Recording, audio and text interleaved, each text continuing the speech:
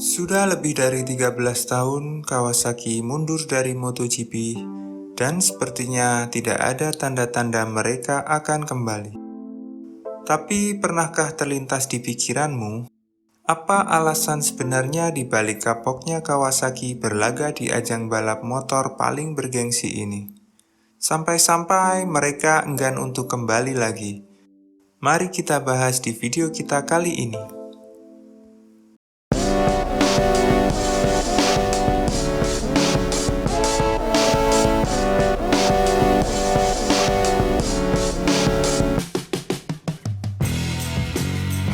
Di akhir tahun 2008, Kawasaki memutuskan untuk mundur dari MotoGP.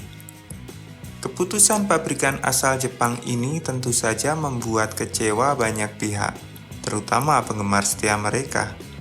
Salah satu penyebab utama mundurnya Kawasaki adalah terjadinya resesi ekonomi global pada tahun 2008 lalu. Kawasaki merasa MotoGP hanya membebani mereka secara finansial dan tidak memberikan timbal balik yang sepadan.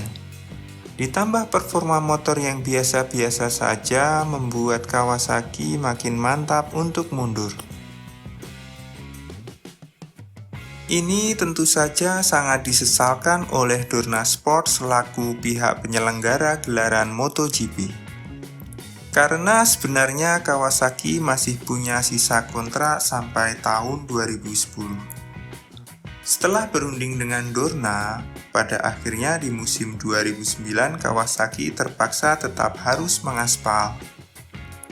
Mereka wajib memasok motor ZX-RR ke tim satelit yang bernama Hayate Racing Team dengan Marco Melandri sebagai satu-satunya pembalap.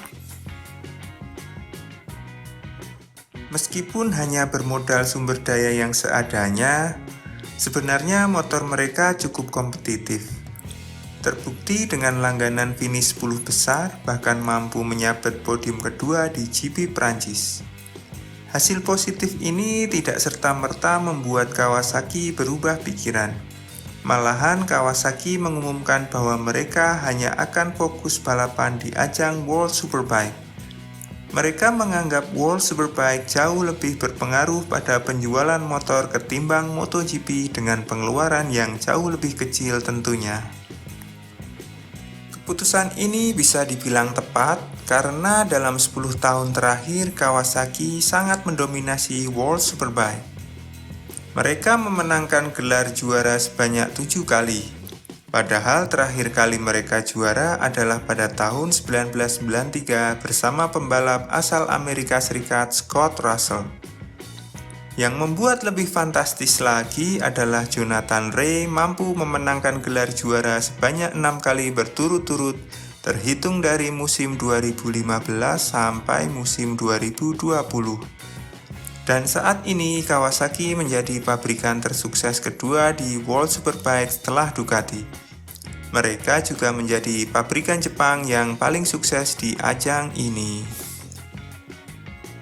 Bisa dibayangkan dengan pencapaian sementereng ini, andai kata Kawasaki balapan lagi di MotoGP, sudah dapat dipastikan bahwa mereka akan terbebani dengan ekspektasi yang sangat-sangat tinggi. Jika mereka tidak mampu bersaing memperebutkan gelar, atau at least menang satu seri saja, sudah pasti mereka bakal dicap gagal sehingga membuat nama brand mereka menjadi buruk di mata konsumen.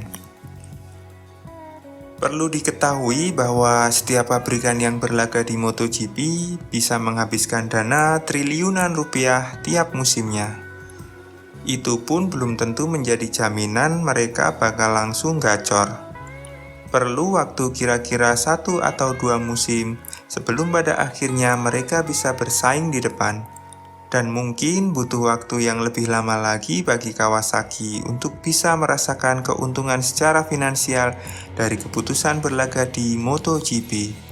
Ditambah lagi kepopuleran motor bertenaga listrik yang semakin pesat dan semakin digemari masyarakat seiring berjalannya waktu, membuat Kawasaki berpikir mungkin tidak ada lagi untungnya berlaga di MotoGP.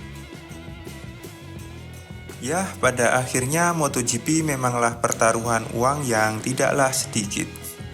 Hasil buruk bisa saja malah menjadi bumerang bagi pabrikan-pabrikan pesertanya. Sekian video kita kali ini, semoga Anda terhibur dan sampai jumpa di video-video selanjutnya.